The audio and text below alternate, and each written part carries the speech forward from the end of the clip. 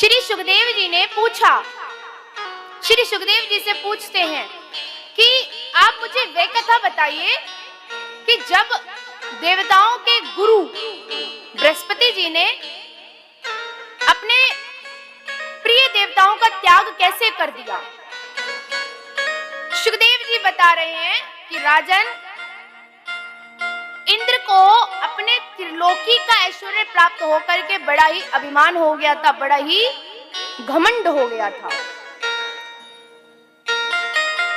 और एक सभा लगी हुई थी, उस सभा में सभी लोग विराजित थे कि तभी वहां पर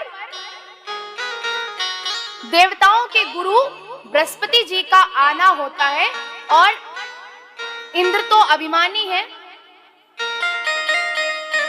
जब हमारे पास बहुत धन आ जाता है तो हमें अभिमान हो जाता है।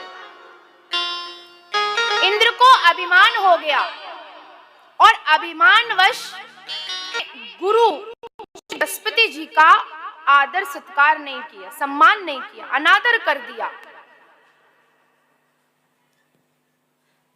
जैसे ही ये बात गुरु बृहस्पति जी ने देखी कि इंद्र ने मेरा अपमान करा है, इंद्र को अपनी गलती का एहसास हुआ और गुरु को मनाने के लिए जैसे ही कदम आगे बढ़ाया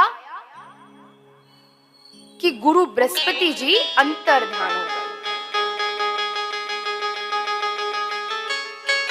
अब यहां पर दैत्यों को पता चला, दैत्यों के गुरु हैं शुक्राचार्य जी, और शुक्राचार्य जी को जैसे ही पता चला कि ये देवता गुरु विहीन है तो दैत्यों से कहा कि जा करके देवताओं पर आक्रमण कर दो और उनसे उनका सब कुछ छीन लो। अब यहां पर देवता गए हैं, देवताओं पर धावा बोला है और जितना भी कुछ था सब कुछ देवताओं का दैत्यों ने छीन लिया। अब यहां पर सभी देवता बड़े ही परेशान हैं कि क्या करें, कुछ भी समझ नहीं आ रहा। जब कुछ समझ नहीं आया तो यहां पर देवता ब्रह्मा जी के पास जाते हैं कि अब आप कुछ कीजिए, आप कुछ कीजिए, हम क्या करें। ब्रह्मा जी ने कहा, देखो तुमने कार्य तो बहुत गलत किया है, तुमने अपने गुरु का सम्मान नहीं किया, आदर सत्कार नहीं किया, इसीलिए तुम्हारे साथ ये सब हुआ। और आज जो वो दैत्य हैं अपने गुरु की बात मान करके तुमसे ज्यादा बलशाली बने हुए हैं। मैं क्या करूं? ब्रह्मा जी ने कहा, जाकर के भगवान विष्णु से पूछो। विष्णु भगवान के पास आए हैं। भगवान विष्णु ने कहा कि जाओ और जा करके तवष्टा ऋषि जो 12 आदि देवता हैं उनका पुत्र है विश्वरूप, और तवष्टा ऋषि का जो विवाह है वो दैत्यों की बहन रचना से हुआ है। उस विश्वरूप से जा करके मित्रता कर लो, उसे अपने संग कर लो। तवष्टा ऋषि के पुत्र विश्वरूप से मित्रता करो और उसे वैष्णवी विद्या आती है, उसको सीख लो। तो यहां पर जो इंद्र है वो विश्वरूप के पास आता है। विश्वरूप के 3 सर हैं, एक सिर से विश्वरूप सुरा पीते हैं, एक सिर से मदिरा पान करते हैं और तीसरे सिर से वो अन्न खाते हैं। और तवष्टा ऋषि के पुत्र विश्वरूप ने इंद्र को वैष्णवी विद्या सिखाई, उसका ज्ञान दिया। वैष्णवी विद्या पाकर इंद्र ने दैत्यों पर आक्रमण कर दिया और सब कुछ अपना 14 भुवन सब कुछ अपना इंद्र ने वापस ले लिया। अब यहाँ पर जो भी यज्ञ होता था, उस यज्ञ में विश्वरूप ऊंचे ऊंचे स्वरों में बोल करके देवताओं को भी आहुति देता था और चुरा चुरा करके दैत्यों को भी देता था। दैत्यों को क्यों? क्योंकि वो उनका भांजे थे, इसलिए छिप छिप करके दैत्यों को भी आहुति देते थे। इंद्र ने देखा कि ये धर्म की आड़ में कपट कर रहे हैं, तो इंद्र ने विश्वरूप के तीनों सरों को काट दिया। विश्वरूप का जो एक सर था वो गौरैया, एक सिर तीतर बन गया। और उसके बाद विश्वरूप की मृत्यु का जब तवष्टा ऋषि को पता चला, तो यहाँ पर तवष्टा ऋषि ने एक यज्ञ रचा और उस यज्ञ में से एक दैत्य उत्पन्न हुआ जिसका नाम वृतासुर था। यहाँ एक बात और, इंद्र को जो ब्रह्मत्या लगी थी विश्वरूप की, उसको इंद्र ने 4 भागों में बांट दिया। जल में, वृक्षों में, स्त्रियों में और भूमि में।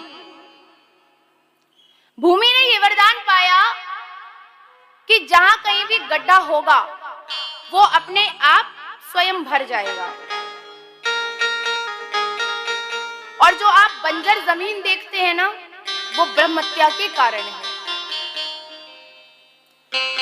उसके बाद जल ने ये वरदान पाया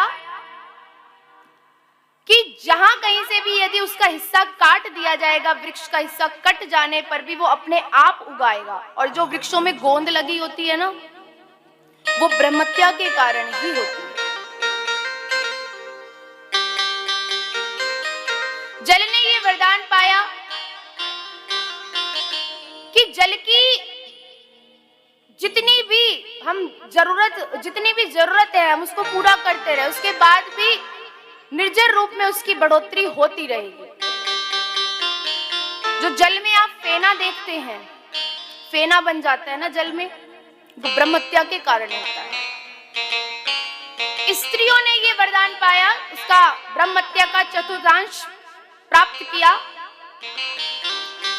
कि वो सर्वदा पुरुष का सहवास कर सके, तो हर महीने में रज के रूप में वो ब्रह्मत्या देखने को मिलती है। जैसे ही तवष्टा ऋषि को ये पता चला कि उनके पुत्र की मृत्यु हुई, यज्ञ किया, वृतासुर नामक दैत्य एक उत्पन्न हुआ। और ऐसा दैत्य है कि खड़े खड़े सभी देवताओं को निगल गया, अस्त्रों शस्त्रों को निगल गया। ऐसा दैत्य, सभी बड़े परेशान हैं कि क्या किया जाए, समझ नहीं आ रहा। तब यहाँ पर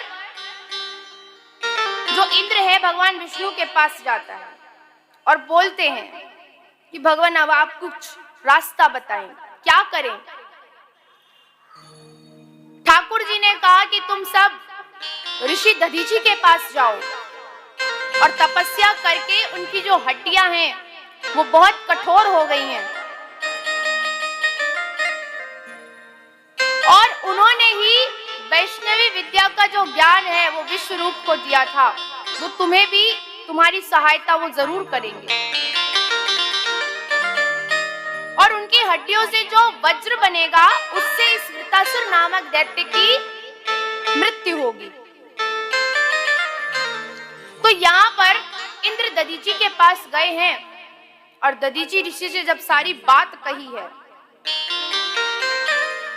तो दधीची ऋषि ने कहा कि देवताओं, जिसको इस जीवन से प्रेम है, जो इस संसार में रहना चाहते हैं, उनके लिए ये मनुष्य जन्म बहुत अनमोल है। लेकिन जिसे परमात्मा से प्रेम है, उसके लिए ये सब कुछ व्यर्थ है। और ऐसे में यदि आकर के अभी भगवान विष्णु भी अगर हमसे आकर के कहें कि अपने प्राणों की आहुति दे दो, तो कोई भी हाँ नहीं करेगा, भगवान हमें छोड़ दो बस, चाहे हमारी बगल वाली को ले जाओ, हमें, हमारा तो जीवन अभी शुरू हुआ है, अभी तुम आ गए मांगने। तो कोई भी अपने प्राणों को देगा नहीं, लेकिन जग के कल्याण के लिए ऋषि दधीची ने अपने शरीर का दान कर दिया और उनकी हड्डियों से एक वज्र बना और उस वज्र से इंद्र ने वृतासुर दैत्य से युद्ध किया और युद्ध करके युद्ध जीत जाते हैं। उस वृतासुर नामक दैत्य का उद्धार हुआ। परीक्षित ने पूछा कि वृतासुर नामक दैत्य कौन था, तो उन्होंने बताया कि वृतासुर दैत्य एक चित्रकेतु नामक राजा थे और भगवान के बहुत बड़े सेवक